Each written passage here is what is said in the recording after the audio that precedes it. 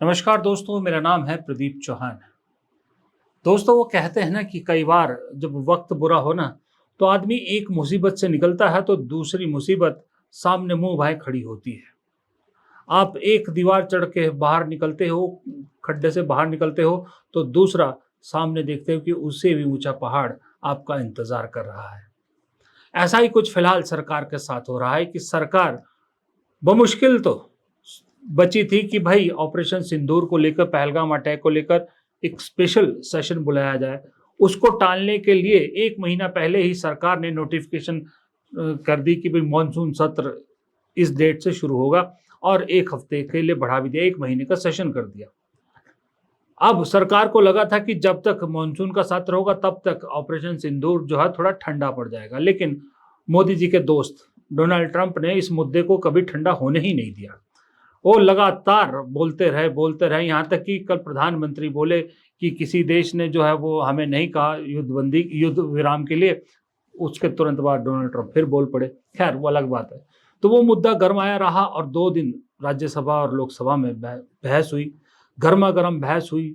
Ultimate showdown हुआ जब राहुल गांधी और प्रधानमंत्री का आखिरी में भाषण हुआ। हालांकि एक तरफा महफिल लूट ले गए, कल विपक्ष ने एक तरफा महफिल लूट लिया जिसको लीड किया राहुल गांधी ने। राहुल गांधी और प्रियंका गांधी के भाषणों की चर्चा आज भी हो रही है। तो बमुश्किल उससे सरकार बाहर आ रही थी, लेकिन सरकार के लिए उस फजीयत से निकलने के बाद अब एक और मुसीबत सामने खड़ी है। वो है बिहार का SIR का मुद्दा, स्पेशल इंटेंसिव रिवीजन जो वोटर लिस्ट की हो रही है उसका मुद्दा। अब 1 तारीख को वोटर लिस्ट आएगी और उससे पहले ही चुनाव आयोग के आंकड़े बता चुके हैं कि तकरीबन 65 लाख वोट कट चुके हैं, जो पिछली वोटर लिस्ट में था, जो 1 साल पहले लोकसभा चुनाव में इस्तेमाल हुई। अब इसको लेकर विपक्ष एकजुट है। रोजाना सदन में आप देख रहे होंगे कि सारा विपक्ष के सांसद एक साथ इस मुद्दे पर खड़े हैं। मैंने 1 दिन पहले वीडियो भी बनाया था कि ये मुद्दा, SIR का मुद्दा, चुनाव आयोग ने ऐसा छेड़ा कि इसने विपक्ष को इकट्ठा करने के लिए ग्लू का काम कर दिया। जो विपक्ष तितर बितर सा नजर आ रहा था, इस एक मुद्दे की वजह से एक साथ दिखता है और रोज सदन के बाहर सुबह दिखता है। सोनिया गांधी इसमें शामिल होती हैं और बाकी सभी नेता इसमें शामिल होते हैं। रोज आपको सदन के बाहर दिखता है। इस SIR के मुद्दे को जिस तरह से विपक्ष रोज उठा रहा है, एक बात तो तय है कि यह मुद्दा बहुत जल्द ठंडा पड़ने वाला या सरकार के सिर से ये मुसीबत टलने वाली नहीं है। अब चुनाव आयोग की जब वोटर लिस्ट आएगी उसके बाद और हंगामा मचने की आशंका है। सुप्रीम कोर्ट ने भी हालांकि कुछ जो है इस पे बहुत सॉलिड कुछ नहीं कहा है, लेकिन ऐसा लग रहा है, माना यह जा रहा है कि अगर जिस तरह से 65 लाख वोट अब तक कट चुके हैं और छंटनी के बाद जो फाइनल वोटर लिस्ट में कहीं ये आंकड़ा 1 करोड़, 1.25 करोड़ के पार हो गया, तब बहुत बड़ा बवाल कटने वाला है। विपक्ष तब चुप रहने वालों में से नहीं है, तब सुप्रीम कोर्ट को भी कुछ ना कुछ इसमें एक्शन लेना पड़ेगा। अब इसी को लेकर सरकार को सदन में घेरा जाएगा और सरकार के जो भी मंसूबे थे वो सब फिलहाल मुझे लग रहा है उन्हें ठंडे बस्ते में डालने पड़ेंगे। यहां तक कि जिसके लिए 1 हफ्ता बढ़ाया गया था, अब वो कहा जा रहा है, अभी तय तो नहीं है, किसी ने कंफर्म तो नहीं किया, पर कहा जा रहा है कि जस्टिस वर्मा के इम्पीचमेंट के लिए 1 हफ्ता जो है वो बढ़ाया गया था। इस बीच पहले ही दिन उपराष्ट्रपति जगदीप धनखड़ के इस्तीफे ने राजनीति को और गरमा दिया। इस सदन के सत्र को एक बर्निंग पॉइंट से स्टार्ट कर दिया। अब सरकार की धुक ये है कि जगदीप धनखड़ किसी दिन कुछ बोल ना पड़े, जगदीप धनखड़ मुंह ना खोल दे, कहीं दूसरे सत्यपाल मलिक ना बन जाए वो। और अगर जगदीप धनखड़ ने मुंह खोला तो कई राज खुल जाएंगे एक साथ। ऑपरेशन सिंदूर की फजीयत, जगदीप धनखड़ को लेकर फजीयत, अब SIR का मुद्दा। अब SIR को लेकर लगातार विपक्ष इसलिए इकट्ठा है क्योंकि यह मुद्दा हर विपक्षी पार्टी से जुड़ा है। ये सिर्फ कांग्रेस का मुद्दा नहीं, सिर्फ RJD का मुद्दा नहीं है। अगला नंबर TMC का है, DMK का है और दूसरे समाजवादी पार्टी का। सबको मालूम है कि सब इसके चपेटे में आएंगे, सब निशाने पर हैं। तो इसलिए सब एक साथ एकजुट आपको दिखते हैं। यहां तक कि आम आदमी पार्टी भी साथ खड़ी दिखती है इस मुद्दे को लेकर। बाकायदा DMK की कनिमोझी ने तो सदन के अंदर इस SIR के मुद्दे को लेकर बहुत बेहतरीन बात की, बहुत बेहतरीन तरीके से सरकार को सुनाया, बहुत बेहतरीन तरीके से एक तरह से सरकार को लताड़ा था सदन के अंदर इस SIR के मुद्दे पर। You should understand And as you proudly say, you are here in power the third term. And yesterday, the Home Minister in one of his interventions said that we are going to be here for another 20 years. We don't mind being here for another 20 years. In democracy, the people are the greatest and they are the supreme power. If people want to keep us here, we will bow our head in front of them and stay here. But it should not be the Election Commission and SIR which is keeping us here. And we need to protect democracy. That I hope that the next discussion will be about protecting democracy and the election system in this country. इधर SIR के मुद्दे को लेकर बिहार में SIR का मुद्दा विपक्ष तो ठंडा नहीं हो रहा था, ऊपर से सीएजी ने और मुसीबत खड़ी कर दी है बीजेपी और जेडीयू के लिए, जब सीएजी ने कह दिया कि 70,000 करोड़ का कोई हिसाब किताब ही नहीं मिल रहा। अब ये बताइए, मैं न खाऊंगा न खाने दूंगा, सुशासन बाबू, ये दो इमेज के लोग एक साथ हों और उस सरकार पर आरोप लगे कि 70,000 करोड़ का कोई हिसाब किताब नहीं है, तो विपक्ष कोई चुप थोड़ी रहने वाला है। और खास करके कांग्रेस को तो इंतजार है कि दूसरों को भ्रष्टाचारी बताने वाली पार्टी का खुद भी तो पर्दाफाश हो। 70,000 करोड़ कितने जीरो होते हैं ये आप बीजेपी वालों से पूछना, उनको मालूम है, हमें नहीं मालूम 70,000 करोड़ में जीरो कितने होते हैं। 70,000 करोड़ रुपए का घोटाला मोदी और नीतीश कुमार की सरकार ने किया है। यह सीएजी रिपोर्ट कह रही है, हम नहीं कह रहे। और यह जो पैसा है,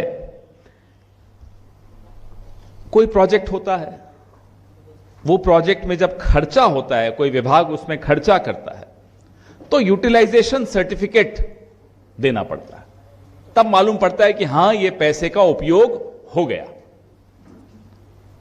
यह प्रक्रिया है। 70,000 करोड़ रुपए के यूटिलाइजेशन सर्टिफिकेट सरकार के विभिन्न विभागों ने नहीं जमा कराए। या आप वापस सुन लीजिए, बहुत खतरनाक बात बता रहा हूं मैं। 70,000 करोड़, 70,000 करोड़ रुपए के घोटाले यूं उजागर हुए कि सरकार के विभिन्न विभागों ने यूटिलाइजेशन सर्टिफिकेट जमा नहीं कराया, मालूम ही नहीं वो पैसा कहां गया। अब खबरों में आता है पुल गिर गए, पानी में बह गए। यहां न केवल पुल पानी में बह गए, यहां 70,000 करोड़ आपका पैसा पानी में बह गया।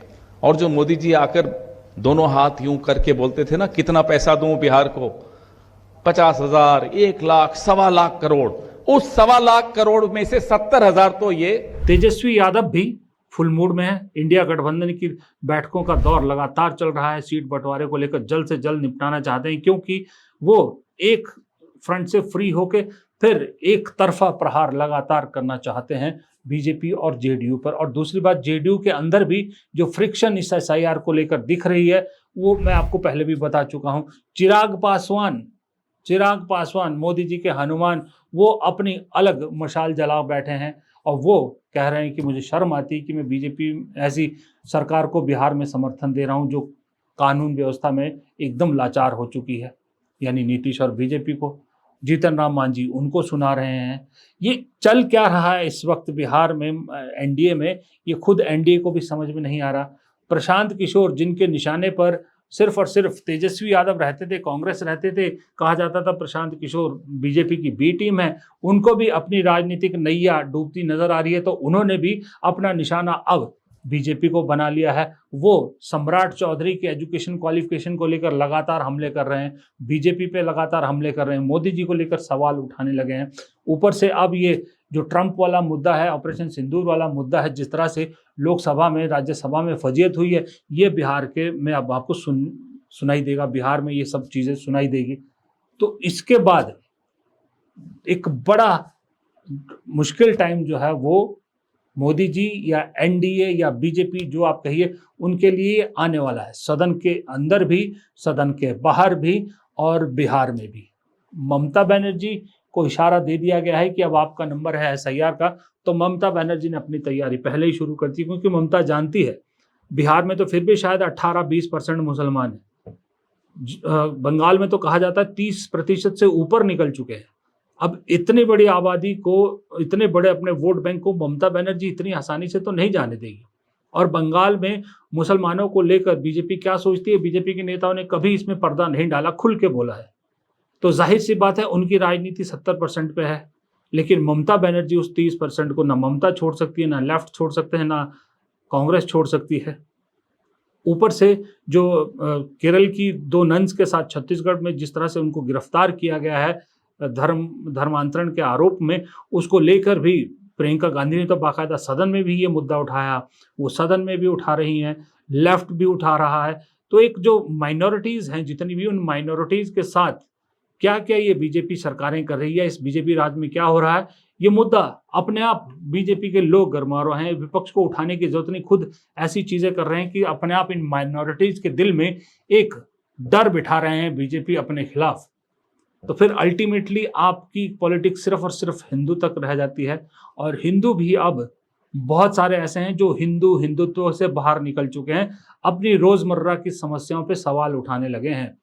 लोग पूछने लगे हैं कि सोना 1 लाख पार चला गया, लेकिन सरकार ने एक शब्द तक नहीं बोला।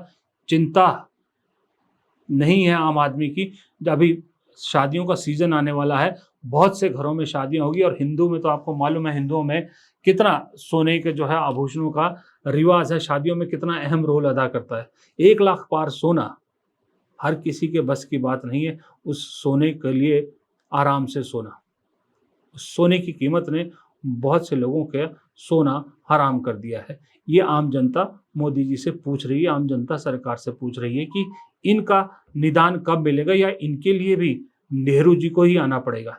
नेहरू जी ही आके बताएंगे कि सोना 1 लाख पार कैसे गया है। फिलहाल इस वीडियो में इतना ही। प्रदीप चौहान को दीजिए इजाज़त। नमस्कार।